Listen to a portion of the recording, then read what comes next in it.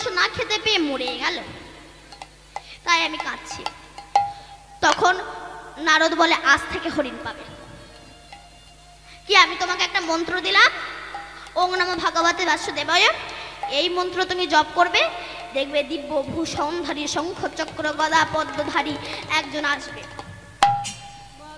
তার কাছে কিছু চাইবে না, চাইবে যেন আমার জালে প্রতিদিন একটা করে হরিণ ধরা পড়ে। এই বলে নারদ চলে গেছে। এই যে নারদের দোয়া মন্ত্র ভগবান তো জানে না। ব্যাধনন্দন এখন সেই মন্ত্র জপ করছে, ও নমো ভগবতে বাসুদেবায়, ও নমো ভগবতে বাসুদেবায়, ও নমো ভগবতে বাসুদেবায়। এমন সময় শঙ্খ চক্র গদা পদ্মধারী দিব্যভূষণধারী এসে দাঁড়িয়েছে। ব্যাধনন্দন বলে কি চাও? ব্যাধনন্দন চোখটা খুলে দেখে সত্যি তাই, একই রূপ মাধুর্য, যারা অঙ্গের ছোটাই বনভূমি আলোকিত হয়। প্রভু কিছু চাই না, যেন আমার জালে একটা করে হরিণ ধরা পড়ে। ভগবান বলল তথাস্তু, এই বলে চলে গেছে। সঙ্গে সঙ্গে একটা ছোট্ট হরিণ ধরা পড়েছে। পরের দিন নারদ এসেছে, ব্যাধনন্দন হরিণ পেয়েছিস? বলে হ্যাঁ। বলে ওটা বনের হরিণ না পরের হরিণ, তুই কি করে বুঝলি? স্টেশনে গিয়ে জাল পেতে রাখ, ওখানে যদি হরিণ পড়ে তাহলে জানবিস বর 100% শিওর। ও স্টেশনে গিয়ে জাল পেতে রেখে দিয়েছে। ভগবান ভাবছে স্টেশনে জাল পেতে রেখে আমি কেন হরিণ দেব কি করে? কিন্তু যদি আমি না দিই আমার বাক্য ভ্রষ্ট হয়ে যাবে। আস্তে আস্তে তা ভগবান কি করেছে, বিদ্যুৎ মন্ত্রীর সঙ্গে একটু কন্টাক্ট করে লো ভোল্টেজ করে যে একটা ছোট্ট হরিণ দিয়ে দিয়েছে। পরের দিন নারদ এসেছে, ব্যাধনন্দন হরিণ পেয়েছ? বলে হ্যাঁ গুরুদেব হরিণ পেয়েছি। বলে বর 100% শিওর, আর কোথাও যেতে হবে না, উঠানে জাল পেতে রেখে। ও উঠানে জাল পেতে রেখে। ভগবানের মাথায় উকুনে চুলকে যাচ্ছে। আগে ছিল বনে, এলো স্টেশনে, এখন আবার উঠানে। আমি এখানে হরিণ দেব কি করে? কি করে হরিণ দেবো? সামনে বসে আছে, খুব কষ্ট করে একটা হরিণ জালে দিয়ে দিয়েছে। নারদ পরের দিন এসেছে, ব্যাধনন্দন হরিণ পেয়েছিস? বলে হ্যাঁ। বলে বর 100% শিওর, আর তোকে কোথাও যেতে হবে না, এবার খাটের তলায় জাল পেতে দরজা জানলা বন্ধ করে তুই শুয়ে থাক। নারদ জানে দরজা জানলা যদি বন্ধ থাকে বনের হরিণ আর ঢোকাতে পারবে না। মনের হরিণ হরিণ সেজে ভক্তের জালে বাধা পড়বেই পড়বে। এবার ব্যাধনন্দন কি করেছে, দরজা জানলা বন্ধ করে খাটের নিচে জাল পেতে তার উপরে বসে বসে শুয়ে শুয়ে গান করছে। দেখবেন যারা বাপের কামাই খায় তারা মোবাইলের বল্টু কানে গুঁজে দিয়ে কত রকমের না গান শোনে। যদি কামাই করে খেতে হতো অত আর গান শোনা হতো না। ও বসে বসে গান গাচ্ছে। ভগবানের চোখ মোটা হয়ে গেছে, এখানে আমি হরিণ দেব কি করে?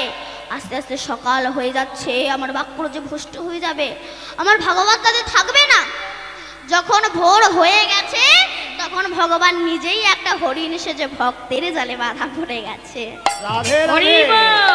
পরের দিন ব্যাধনন্দন এসেছে, নারদ এসেছে, ব্যাধনন্দন হরিণ পেয়েছিস? বলে হ্যাঁ পেয়েছি।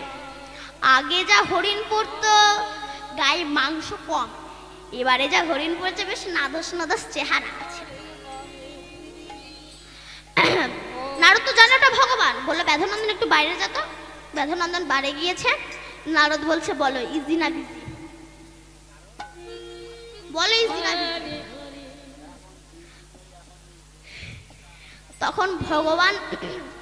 তখন ভগবান বলে নারদ তাহলে এটা তোমার কল, ওই জন্য আমি হয়ে যাচ্ছি দুর্বল।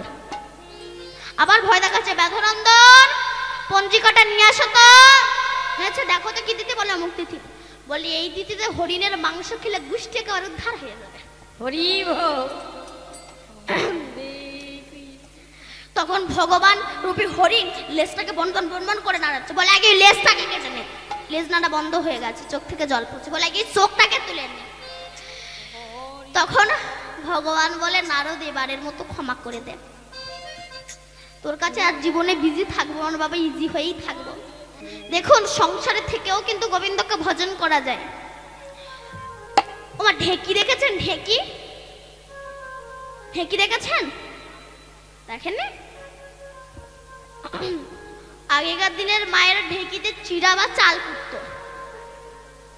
দেখবেন একজনা ঢেকির মাথায় লাথি দেয় আর একজনা গড়ের ভিতরে হাত ঘুরিয়ে দেয়।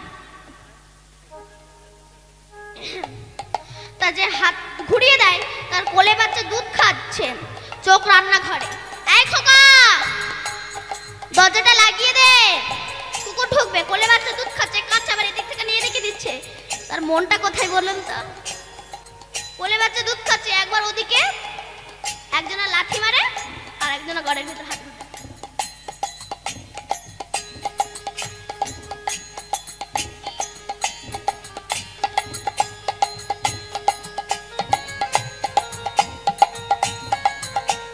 তার মনটা কোথায় বলেন তো?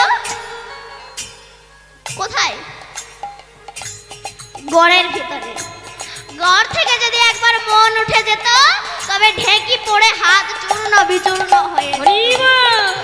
তাই সংসারের কর্ম করো, স্বামী সেবা করো, স্বামীর ঘর করো, মনটা গোবিন্দ চরণে দাও, নিতাই গৌর হরি বল বলে তুমি ভগবানের কৃপা পেয়ে যাবে। তাই যেই না বাঁশির ধ্বনি শ্রবণ করেছে রাধারানী অচৈতন্য হয়েছে। শুনিবে নৌরব স্তব্ধ মানসব, শুনিবে নৌরব স্তব্ধ মানসব, নিবে নৌরব স্তব্ধ মানসব। হইল আহেরি বালা, হইল আহেরি বালা। শুনিবে নৌরব স্তব্ধ মানসব, শুনিবে নৌরব স্তব্ধ মানসব। হইল আহেরি বালা। শাসন নাহি বহে প্রাণ নাহি দেহে, সাজে নাহি বহে প্রাণ নাহি দেহে। বাড়ালো বিরহ জ্বালা, বাড়ালো বিরহ জাল। কি হয়েছে রাধে? বলে কৃষ্ণ দর্শনে যাব। কৃষ্ণ দর্শনে যাবি তো শুয়ে পড়। রাধারানী শুয়ে পড়েছে। ওমা আপনারা কৃষ্ণকে দেখবেন? দেখবেন? আপনারা দেখবেন না তাহলে? আচ্ছা ওই মাটাকে একটু ডেকে দিন তো, হা করে ঘুমাচ্ছিল এক্ষুনি। রাত হয়ে গেছে, ঘুমো।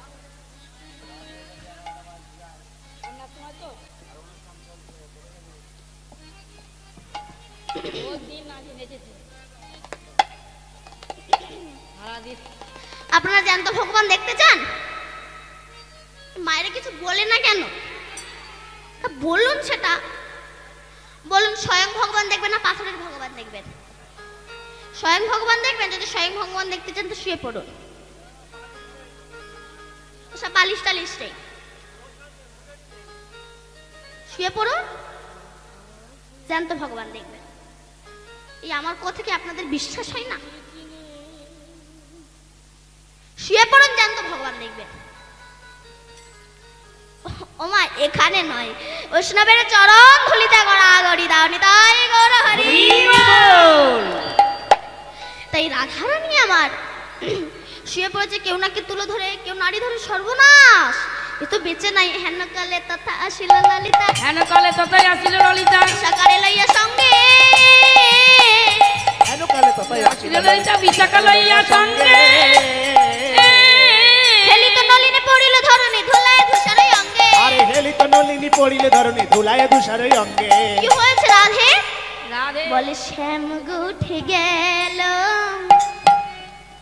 মোরা যাই চলো, যাবে গোটে গেল মোরা যাই চল। শ্যাম গুঠে গেল মোরা যাই চলো, শ্যামে গোটে গেল মোরা যাই চল। ধরিয়া রাখালির বেশে, ধরিয়া রাখাল বেশে। ললিতা বলল রাধে চিন্তা করিস না, ছলে বলে কলে কৌশলে তো তোকে কৃষ্ণ দর্শনে নিয়ে যাব।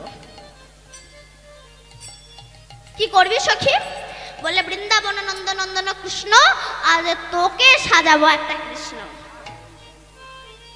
এই যে ডবল কৃষ্ণ শুরু হয়ে গেল।